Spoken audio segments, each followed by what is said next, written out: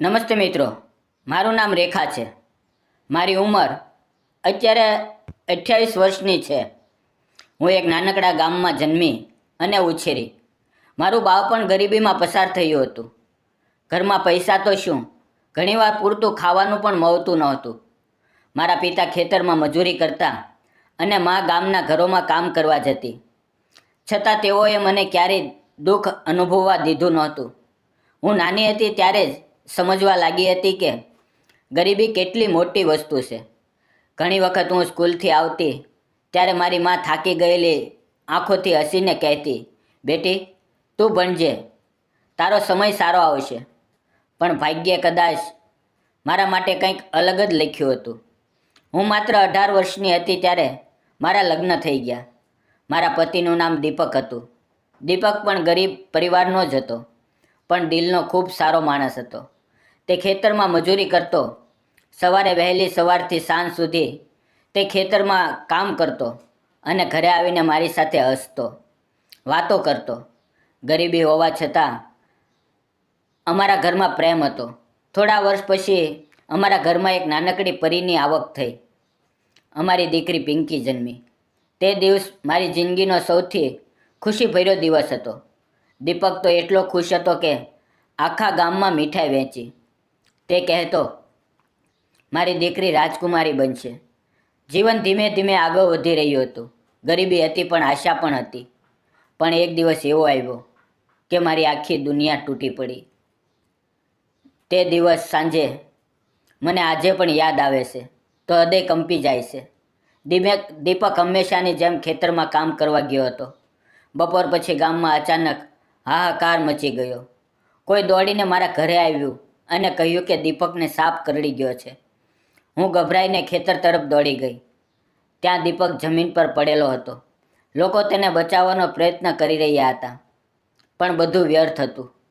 થોડા સમય પછી ડૉક્ટરે કહી દીધું કે હવે તે નથી રહ્યો.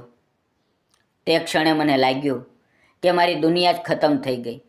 હું એકલી પડી ગઈ હતી.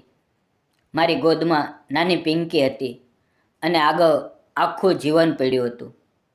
ગામના લોકો થોડા દિવસ સહાનુભૂતિ બતાવીને પોતાના કામમાં લાગી ગયા, પણ મારી મુશ્કેલીઓ તો હવે શરૂ થઈ હતી. મારે જીવન ચલાવવું હતું, દીકરીને ઉછેરવી હતી. તેથી મેં ગામના મુખીદાદાની વાડીમાં મજૂરી કરવાનું શરૂ કર્યું. દરરોજ સવારે પિંકીને લઈને હું વાડીમાં જતી. ત્યાં રીંગણા તોડવા, ભીંડો ઉતારવો, શાકભાજી એકઠું કરવું, એવા કામ કરતી. ગરમી હોય કે વરસાદ, કામ તો કરવું જ પડતું. ક્યારેક થાકથી શરીર તૂટી પડતું, પણ મારી દીકરીનો ચહેરો જોઈને ફરી મને હિંમત આવી જતી. ગામના કેટલાક લોકો મને દયા સાથે જોતા, તો કેટલાક લોકો પાછળથી વાતો પણ કરતા. વિધવા હોવાનો ટેગ સમાજમાં કેટલો ભારે હોય છે એ મને ત્યારે સમજાયું. ઘણીવાર મને લાગતું કે શું મારી જિંદગી હવે આવી જ રહેશે? શું હું આખી જિંદગી આ રીતે સંઘર્ષ કરતી રહીશ? એક દિવસ વાડીમાં કામ કરતી હતી ત્યારે ખબર પડી કે મુખીદાદાનો છોકરો શહેરમાંથી આવ્યો છે. તેનું નામ સુરેશ હતું. સુરેશ શહેરમાં દુકાન ચલાવતો હતો અને ઘણા વર્ષોથી ગામમાં આવ્યો નહોતો. તે દિવસે હું અન્ય મજૂરો સાથે શાકભાજી તોડી રહી હતી. ત્યારે સુરેશ વાડીમાં આવ્યો. તેણે બધાને નમસ્તે કરી અને કામ વિશે પૂછ્યું. જ્યારે તેની નજર મારી પર પડી ત્યારે તેણે માત્ર એટલું પૂછ્યું, તમને કામમાં કોઈ મુશ્કેલી તો નથી ને? તેની બોલવાની રીતમાં માન હતું. આગળના દિવસોમાં સુરેશ ઘણીવાર વાડીમાં આવતો. તે મજૂરો સાથે સામાન્ય રીતે વાતો કરતો, પરંતુ તેની નજરમાં ક્યારેય અહંકાર નહોતો. ધીમે ધીમે તે મારી દીકરી પિંકી સાથે વાતો કરવા લાગ્યો. પિંકી નાની હતી પણ ખૂબ ચંચળ હતી. સુરેશ જ્યારે આવે ત્યારે તે હસતી અને તેની પાસે દોડી જતી. આમ સમય પસાર થતો ગયો. સુરેશને મારી પરિસ્થિતિ વિશે બધું ખબર પડી, છતાં તેણે ક્યારેય દયા બતાવી નથી. તેણે હંમેશા માન આપ્યું. તે કહેતો, રેખા તમે ખૂબ હિંમતવાન છો. આ શબ્દો મારા માટે મોટી વાત હતી. એક દિવસ સાંજે કામ પૂરું કરીને હું ઘરે જતી હતી ત્યારે પિંકીને અચાનક તાવ આવી ગયો. પહેલાં તો મેં વિચાર્યું કે સામાન્ય તાવ હશે, પણ રાત્રે તેની હાલત ખરાબ થવા લાગી. હું ગભરાઈ ગઈ. ગામમાં યોગ્ય સારવાર પણ નહોતી. હું રડી રહી હતી. ત્યારે અચાનક દરવાજા પર ટકોરા પડ્યા. બહાર જઈને જોયું તો સુરેશ ઊભો હતો. તેને ખબર પડી હતી કે પિંકી બીમાર છે. તે તરત જ અમને શહેરના હોસ્પિટલમાં લઈ ગયો. આખી રાત હોસ્પિટલમાં મારી સાથે રહ્યો. ડૉક્ટરે કહ્યું કે જો થોડું મોડું થયું હોત તો હાલત ગંભીર બની શકતી હતી. તે દિવસ સુરેશ ન હોત તો કદાચ હું મારી દીકરીને ગુમાવી બેઠી હોત. પિંકી ધીમે ધીમે સાજી થઈ. તે દિવસ પછી મારા મનમાં સુરેશ માટે ખૂબ આદર ઊભો થયો. તેણે કોઈ સ્વાર્થ વગર મારી મદદ કરી હતી. થોડા દિવસ પછી સુરેશે મને શાંતિથી કહ્યું, રેખા, હું ઘણા દિવસથી એક વાત કહેવા માંગુ છું. હું જાણું છું કે તમારું જીવન ખૂબ દુઃખમાંથી પસાર થયું છે, પરંતુ હું ઈચ્છું છું કે તમે ફરીથી ખુશ રહો. જો તમને યોગ્ય લાગે તો હું તમારી સાથે લગ્ન કરવા માંગુ છું, અને પિંકી મારી પોતાની દીકરી જેવી રહેશે. તેના શબ્દો સાંભળીને હું નિશબ્દ બની ગઈ. મારા મનમાં ઘણા પ્રશ્નો હતા. સમાજ શું કહેશે, લોકો શું વિચારશે?